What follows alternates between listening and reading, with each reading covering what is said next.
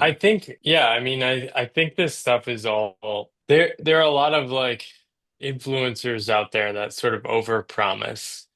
It's like follow your heart, find your passion, and you never work a day in your life. Or like connect what you love with what makes money. The reality is, like, I fell in love with writing, and for 5 years I made $0. Hmm. I did then make money, but now I'm back to not making enough to support my life again.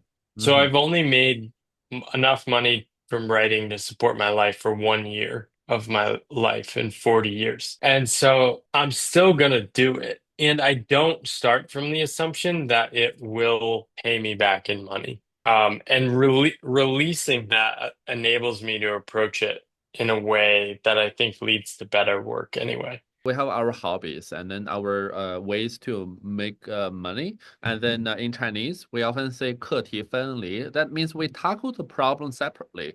You follow your passion, follow your heart, do what you want to do, but not necessarily what you want to do may not like I have a friend who's a passionate diver. He loves teaching diving, but that makes like $60 an hour. So that's like not Yeah. in a lot of money, but then what you love and then what how you make money, you can solve the two problems separately. If those are the problems you want to solve, you don't have to solve them, but if those are the two problems you want to solve, find what you're passionate about and learn how to make money. Those are like once you see them as separate problems, it helps you to not confuse yourself. Oh, how do you connect what I want to do with ways to make money? Sometimes it's not possible. What I want to do is I want to be teaching, like share my hobbies. I want to help others to become a pilot, help others to be a diver, but then that it's not nowhere from making me wealthy. So solve problems separately.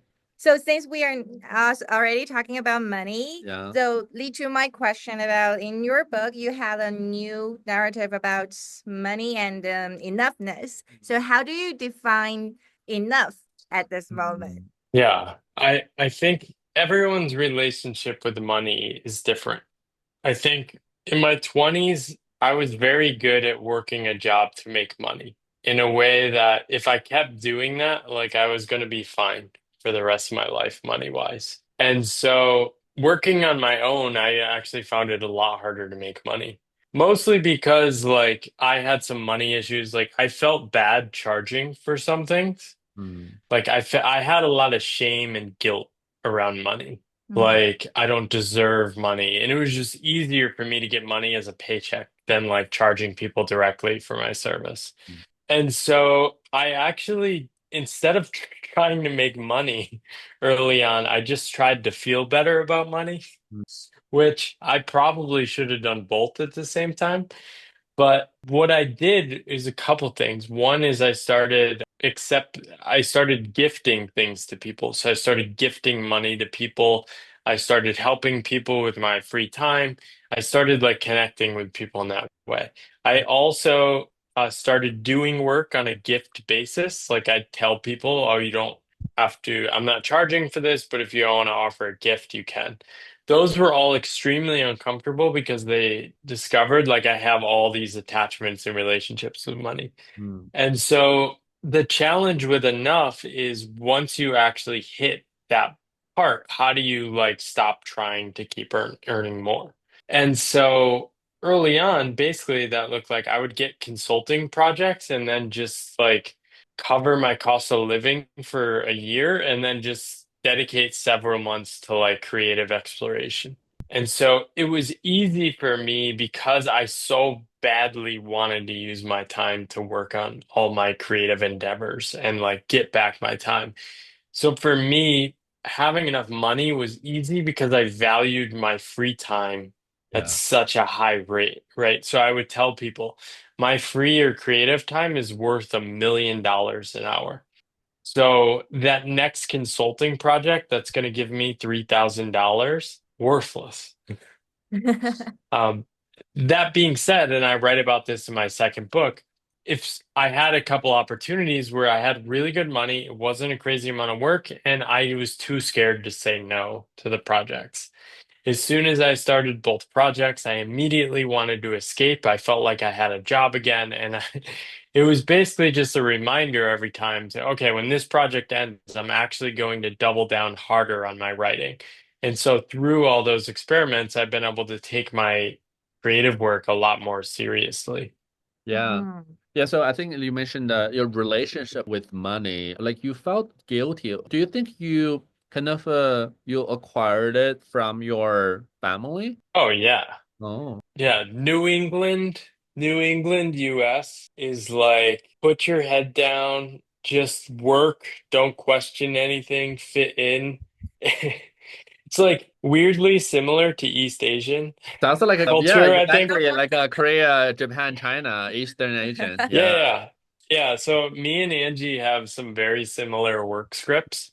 The interesting difference, though, is because the US economy has always done really well for like average jobs and especially tech. The belief I grew up with was the best people make the most amount of money. And so Angie had a completely opposite script, which is if you get really rich, you're a bad person. Yeah, money is evil, Be right? 金钱是罪的 right, 之 because 源 means that money is the source of all evil. That's a traditional Chinese saying. well, unless you get it from luck, right? If it happens upon you, then Uh, receive. if you get it from luck, that means you didn't have enough knowledge to acquire the money yourself. Imagine what's gonna happen. Bad things started happening. Many Asian people believe. Yeah. So, Yeah, uh, yeah. Same with my extended family. Yeah. And so the cool thing is like when me and Angie started dating and we decided to get married, we're like, okay, we're both really messed up. We have all these stories. We believe like the opposite things. We're just gonna make up our own stories. yeah. So to me, one fundamental concept of a cultivation or spirituality is get rid of duality of mind. Right, especially for me growing up in China and then later went to grad school in the US, our mind were injected with all sorts of ideas of what's a good standard of being a good student, being a good child to our parents, Yeah. being a good citizen of society.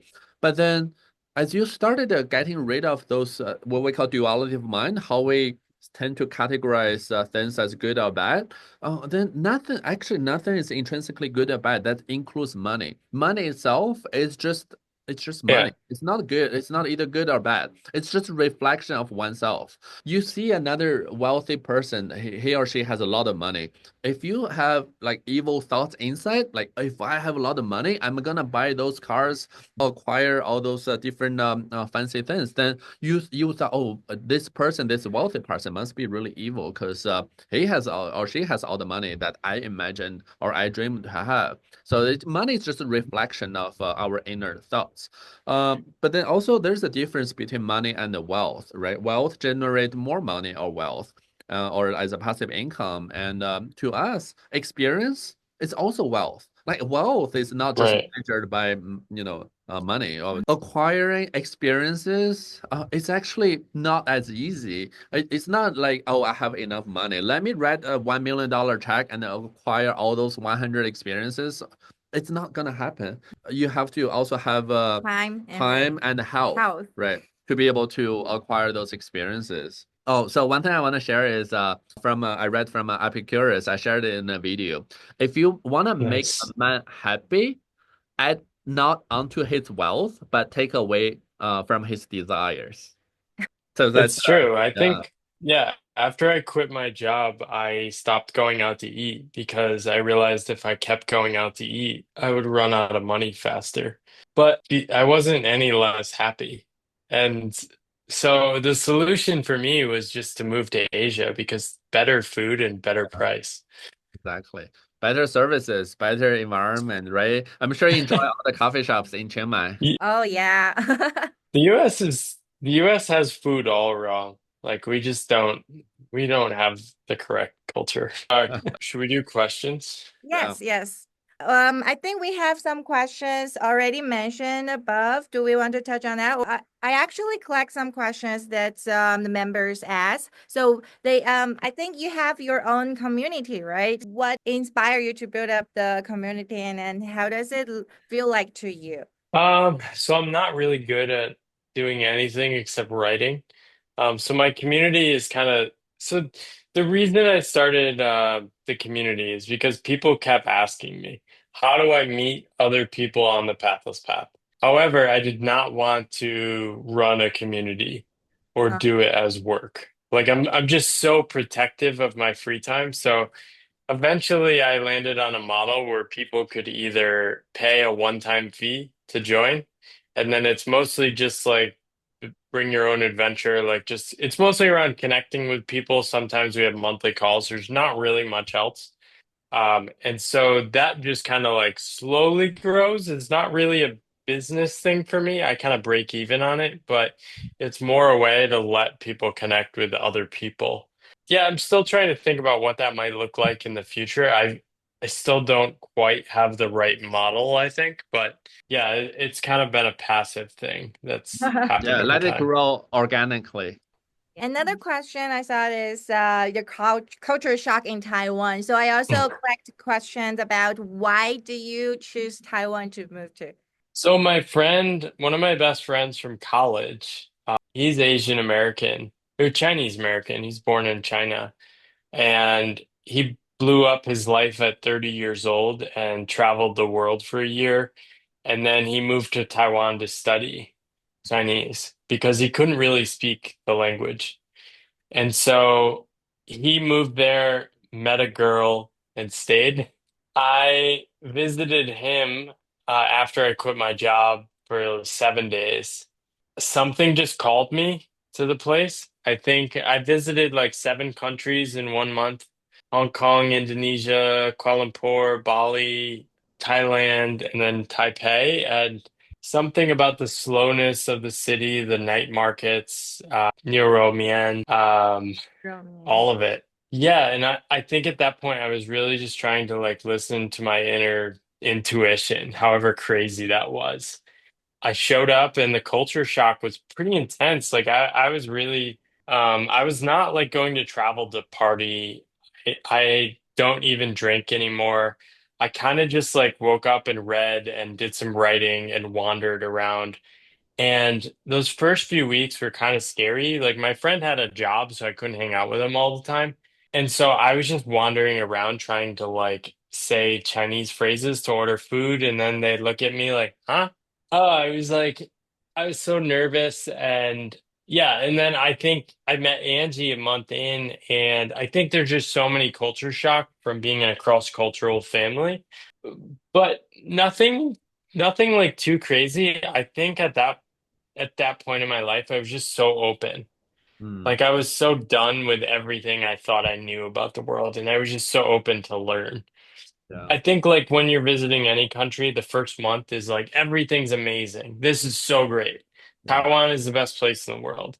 And then like 3 months in, I'm like dating her and then seeing like, I don't know, you just see all the dark sides of anywhere. It's the same with the US. When you move to the US, if you're like working in yeah. tech, for example, you're like, this is awesome. Like there's so much money. And then like 5 years later, you're like, oh, everyone only cares about work. Yeah. It's right. You start to see like the hidden shadow side of every place. But for the most part, like I have a really good relationship with Angie's family. I just fascinated by like Chinese culture broadly. Like there's so much history Hmm. and like I'm such a nerd, and so like I have like reading, and I want to get fluent in Chinese by hopefully the next 10 years and like learn with my daughter. It's just added a lot of color to my life. Yeah, And it's it's funny when you have a kid, it's yeah, like Angie's pregnant and her parents are like, you have to eat more fish. And teenage. then my parents are like, you can't eat fish. Angie's parents are like, you have to co-sleep with your kids. My parents are like, you have to put the kids in the crib. Her parents are like, if the kid cries, you need to give them food. If the American, it's just so Exactly. hilarious. Yeah, yeah, yeah. So this is just like a religious beliefs, right? The way the Eastern way, Yeah, yeah. Western way of Just raising a culture. baby, it's there's nothing And good or bad. Back to duality of mind, there's nothing good or bad. There's nothing right or wrong. But then for one family, if you want to have an easier life, choose one, right? Choose one path and make yeah. it consistent. And then the most important decision makers, the shareholders, are just you and your wife. Nobody else matters, right? It's just their thought. My parents' thoughts, her parents' thoughts. It does not matter. Yeah. Well, they're gonna give you their opinions. This is like everything we're talking about is like the boomers have so many opinions. Yeah. We appreciate their opinions, and then Work yeah. and kid. Yeah. For the next couple of weeks, we have a group of people who's really passionate and interested in reading your book in depth and also apply some of the points or things that we talk about today and some of the wisdoms they discovered in our book in their life. So they want to integrate it into their lives in the next few weeks. How would you recommend readers to integrate what they learn in your book into their lives? Um, it's not meant to be a how-to book. And so I'm not trying to avoid the question, but Yeah.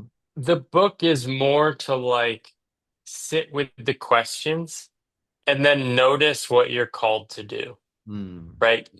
So there isn't one right thing for everyone. I sort of give like 10 things people can do at the end of the book, but I think for me, what worked is like a bunch of tiny actions over years.